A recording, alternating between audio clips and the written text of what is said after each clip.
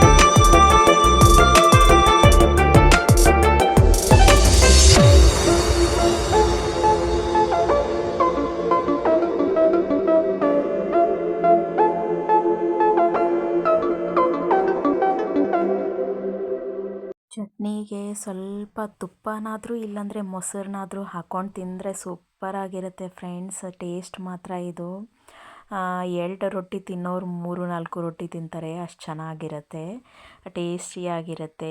ಹಾಗೆ ನಾನು ಈವ್ನಿಂಗ್ ಇಲ್ಲಿ ಚುರುಮುರಿ ಮಾಡಿಕೊಂಡೆ, ಸ್ವಲ್ಪ ಖಾರ ಹಚ್ಕೊಂಡೆ ಚುರುಮುರಿಗೆ. ಅದಕ್ಕೆ ಫಸ್ಟ್ ಇಲ್ಲಿ ನಾನು ಎಣ್ಣೆ ಕಾಯಿಸಿ ಅದಕ್ಕೆ ನಾನು ಶೇಂಗಾ ಫ್ರೈ ಮಾಡ್ತಾ ಇದ್ದೀನಿ. ಈ ಥರ ಸ್ವಲ್ಪ ಬ್ರೌನಿಷ್ ಬರೋವರೆಗೂ ಶೇಂಗಾನ ಫ್ರೈ ಮಾಡ್ಕೋಬೇಕು. ಇದು ಫ್ರೈ ಮಾಡ್ಕೊಂಡಾದಮೇಲೆ ಒಂದು ಪ್ಲೇಟಲ್ಲಿ ಎತ್ತಿಟ್ಕೊಂಡು ಅದೇ ಎಣ್ಣೆಗೆ ನಾನು ಸ್ವಲ್ಪ ಕರಿಬೇವನ್ನು ಹಾಕಿ ಫ್ರೈ ಮಾಡ್ಕೊಳ್ತೀನಿ. ನೋಡಿ, ಈ ಥರ ಕರಿಬೇವು ಹಾಕಿ ಸ್ವಲ್ಪ ಇದು ಕಲರ್ ಚೇಂಜ್ ಆಗೋವರೆಗೂ ಈ ಥರ ಫ್ರೈ ಮಾಡ್ಕೊತೀನಿ. ಹಾಗೆ ಅದೇ ಎಣ್ಣೆಗೆ ನಾನು ಸ್ವಲ್ಪ ಜೀರಿಗೆ, ಹಾಗೆ ಸ್ವಲ್ಪ ಸಾಸಿವೆ ಮತ್ತು ಅರಿಶಿನ ಪುಡಿ, ಖಾರದ ಪುಡಿ ಮತ್ತು ಬೆಳ್ಳುಳ್ಳಿ, ಒಂದು 10 ಗಡ್ಡೆ ಬೆಳ್ಳುಳ್ಳಿನ ಜಜ್ಜಿಟ್ಕೊಂಡಿದ್ದೆ. ಆ ಬೆಳ್ಳುಳ್ಳಿನೂ ಹಾಕಿ ಸ್ವಲ್ಪ ಕಲರ್ ಚೇಂಜ್ ಆಗೋವರೆಗೂ ಈ ಥರ ಫ್ರೈ ಮಾಡ್ಕೋಬೇಕು. ಒಗ್ಗರಣೆ ಅಂದರೆ ಸ್ಮೆಲ್ ಚೆನ್ನಾಗಿ ಬರಬೇಕು, ಅಂದರೆ ಅದು ಚುರುಮುರಿ ಟೇಸ್ಟಾಗಿ ಬರುತ್ತೆ. ಈ ಥರ ಗ್ಯಾಸ್ ಆಫ್ ಮಾಡಿ ಖಾರದ ಪುಡಿ ಹಾಕಬೇಕು, ಇಲ್ಲಾಂದರೆ ಘಾಟ್ ಆಗುತ್ತೆ. ಲಾಸ್ಟಿಗೆ ಖಾರದ ಪುಡಿ ಹಾಕಿ ಈ ಥರ ಮಿಕ್ಸ್ ಮಾಡಿಕೊಂಡು ನಾವು ತೆಗೆದಿಟ್ಕೊಂಡಿರುವಂಥ ಚುರುಮುರಿಗೆ ಈ ಥರ ಹಾಕಿ ಅದನ್ನು ಈಗ ಲಾಸ್ಟಲ್ಲಿ ಸ್ವಲ್ಪ ಉಪ್ಪು ಸೇರಿಸ್ಬೇಕು. ಇದಕ್ಕೆ ರುಚಿಗೆ ತಕ್ಕಷ್ಟು ಸ್ವಲ್ಪ ಉಪ್ಪು ಸೇರಿಸಿ ಈ ಥರ ಮಿಕ್ಸ್ ಮಾಡಿಕೊಳ್ಬೇಕು. ಮಿಕ್ಸ್ ಮಾಡ್ಕೊಂಡಾದಮೇಲೆ ಇದಕ್ಕೆ ನಾನು ಒಂದು ಸ್ವಲ್ಪ ಸಕ್ಕರೆ ಪುಡಿನೂ ಹಾಕ್ತೀನಿ. ಬೇಡ ಅಂದರೆ ಬಿಡ್ಬೋದು, ಬಟ್ ಸಕ್ಕರೆ ಪುಡಿ ಹಾಕಿದರೆ ತುಂಬಾ ಟೇಸ್ಟ್ ಬರುತ್ತೆ. ಈ ಥರ ಸ್ವಲ್ಪ ಸಕ್ಕರೆ ತೊಗೊಂಡು ಮಿಕ್ಸಿ ಜಾರಲ್ಲಿ ಹಾಕ್ಕೊಂಡು ಸ್ವಲ್ಪ ಗ್ರೈಂಡ್ ಮಾಡಿಕೊಂಡು ಈ ಥರ ಮಿಕ್ಸ್ ಮಾಡಿಕೊಂಡ್ರೆ ತುಂಬಾ ಟೇಸ್ಟಾಗಿ ಬರುತ್ತೆ ಚುರುಮುರಿ. ತುಂಬಾ ಇಷ್ಟಪಟ್ಟು ತಿಂತಾರೆ ಎಲ್ಲರೂ ಇದನ್ನು, ಅಷ್ಟು ಟೇಸ್ಟಾಗಿರುತ್ತೆ. ಮತ್ತು ಇದಕ್ಕೆ ನಾನು ಈಗ ಫೈನಲಿ ನಾನು ಕರೆದಿಟ್ಕೊಂಡಿದ್ನಲ್ಲ, ಅಂದರೆ ಫ್ರೈ ಮಾಡಿ ಇಟ್ಕೊಂಡಿದ್ನಲ್ಲ ಶೇಂಗಾ ಮತ್ತು ಕರಿಬೇವು, ಅದನ್ನು ಕೂಡ ನಾನಿಲ್ಲಿ ಅದಕ್ಕೆ ಹಾಕಿ ಮಿಕ್ಸ್ ಮಾಡ್ಕೊಳ್ತೀನಿ. ನೋಡಿ, ಈ ಥರ ನಿಧಾನಕ್ಕೆ ಮಿಕ್ಸ್ ಮಾಡ್ಕೋಬೇಕು. ಮಿಕ್ಸ್ ಮಾಡಿಕೊಂಡು ಒಂದು ಸ್ವಲ್ಪ ಇದನ್ನು ತಣ್ಣಗಾಗಕ್ಕೆ ಬಿಡಬೇಕು. ನೀವು ಬೇಕಾದರೆ ಬಿಸಿ ಮಾಡ್ಬೋದು, ಮತ್ತು ಗ್ಯಾಸ್ ಮೇಲೆ ಇಟ್ಕೊಂಡು, ಬೇಡ ಅಂತಂದರೆ ಹಾಗೇನೂ ತಿನ್ಬೋದು. ಇಲ್ಲಿ ನೋಡಿ, ಈಗ ನಾನು ಸ್ವಲ್ಪ ಮೆಣಸು ಫ್ರೈ ಮಾಡ್ತಾಯಿದ್ದೀನಿ. ಅದಕ್ಕೆ ಮೆಣಸು ತಿನ್ನೋಕ್ಕೆ ಚೆನ್ನಾಗಿದ್ದರೆ ಸೂಪರಾಗಿರುತ್ತೆ. ಸ್ವಲ್ಪ ಮೆಣಸು, ಇಲ್ಲಾಂದರೆ ಬಿಸಿ ಬಿಸಿ ಬಜ್ಜಿ, ಬೋಂಡ ಈ ಥರ ಸೈಡಲ್ಲಿದ್ದರೆ ತುಂಬಾ ಚೆನ್ನಾಗಿರುತ್ತೆ. ಈ ಥರ ಮೆಣಸು ಫ್ರೈ ಮಾಡಿಕೊಂಡು ಇದಕ್ಕೆ ಸಾಲ್ಟು, ಸ್ವಲ್ಪ ಪೇಪರ್ ಪುಡಿ ಇಲ್ಲಾಂದರೆ ಜೀರಿಗೆ ಪುಡಿ ಹಾಕ್ಕೊಂಡ್ರೆ ನೋಡಿ ಈ ಥರ ಸೂಪರಾಗಿರುತ್ತೆ. ಹಾಗೆ ಸ್ವಲ್ಪ ಈರುಳ್ಳಿ, ಮೆಣಸು ಹಾಗೆ ಚುರುಮುರಿ ತಿಂತಾ ಇದ್ದರೆ ಸೂಪರಾಗಿರುತ್ತೆ.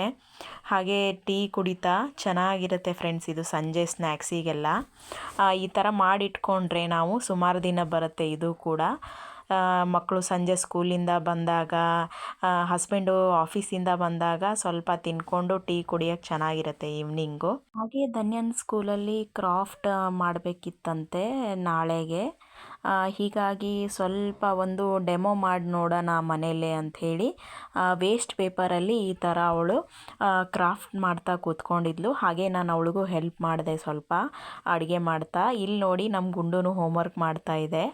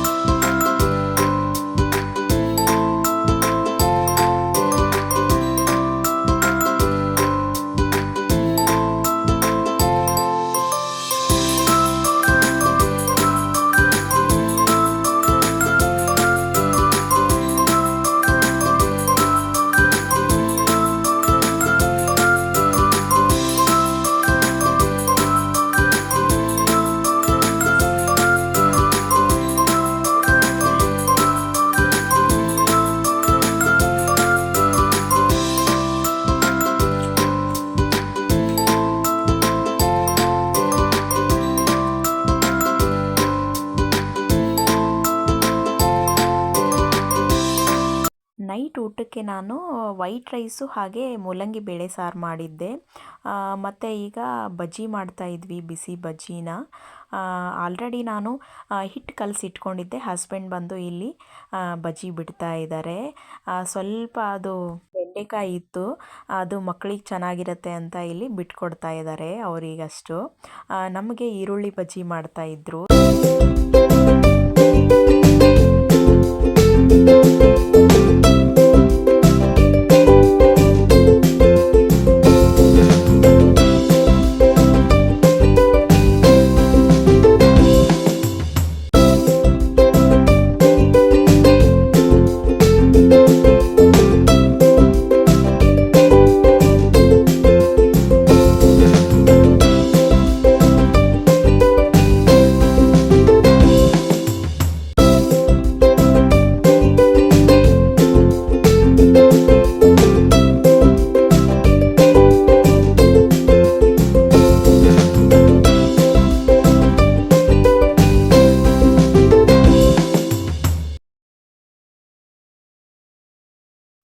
ಇದು ನೋಡಿ friends, husband room, study room ಇದು.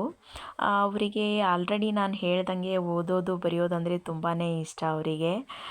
ಹೀಗಾಗಿ ನೋಡಿ ಇಷ್ಟೊಂದೆಲ್ಲ ಬುಕ್ಸ್ ಇಟ್ಕೊಂಡು ಯಾವಾಗಲೂ ಸ್ಟಡಿ ಮಾಡ್ತಾ ಇರ್ತಾರೆ. ಹಾಗೆ ನೋಡಿ ಧನ್ಯ ಮಾಡಿದ ಕ್ರಾಫ್ಟ್ನ ಎತ್ತಿಟ್ಕೊಂಡಿದ್ದಾರೆ ನೀಟಾಗಿ. ಅವರಿಗೆ ಮಕ್ಕಳು ಏನಾದರೂ ಮಾಡಿದ್ದನ್ನು ನೆನಪಿಗಾಗಿ ಇಟ್ಕೊಳ್ಳೋಕೆ ತುಂಬಾ ಇಷ್ಟ ಅವರಿಗೆ. ಹಾಗೆ ಧನ್ಯ ಸ್ಕೂಲಲ್ಲಿ ನೋಡಿ ಈ ಥರ ಕ್ರಾಫ್ಟ್ ಮಾಡ್ಕೊಂಡು ಬಂದಿದ್ಲು.